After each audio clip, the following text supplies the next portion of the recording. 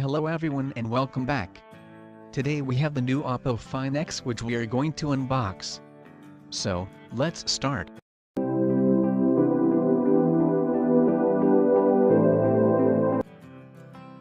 On opening the box, we have some documents, some ejector tool, and Type-C to 3.5mm adapter.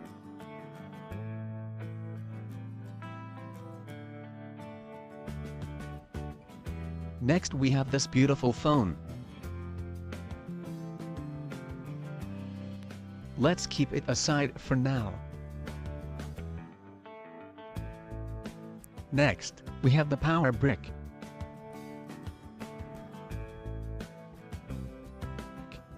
Earbuds. And Type-C USB cable.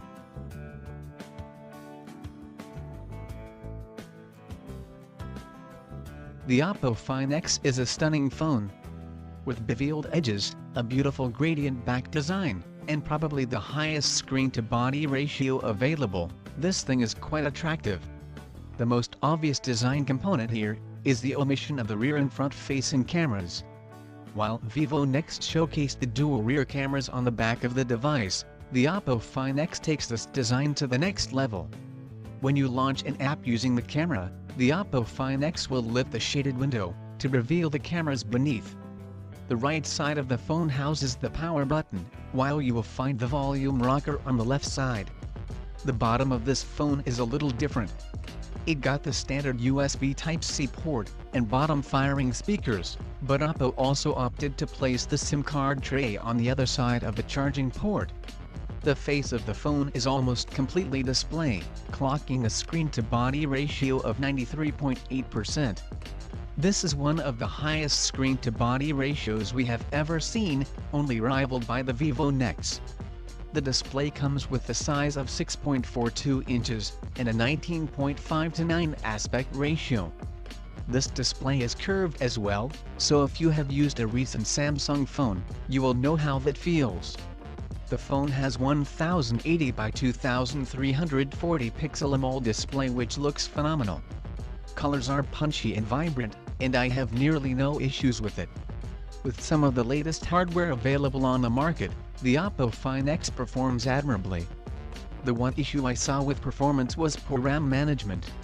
My model has 8GB of RAM, but keeping just a few apps open used almost 4.5GB. The Find X packs a Qualcomm Snapdragon 845, 8GB of RAM, 128 or 256GB of internal storage, and a 3730 mAh battery. This kept the device running smoothly the entire week, and I really didn't notice any hiccups during this time. Weirdly enough, OPPO omitted a fingerprint reader this time around, which really pushes the user to use the 3D face unlock feature. Sadly, you won't find a headphone jack on this device, but OPPO includes a dongle in the box. There is not any water resistance rating, nor expandable storage available on this device. OPPO instead opts for a dual SIM tray. The device packs 3750 mAh battery, which provides around 15 hours of usage.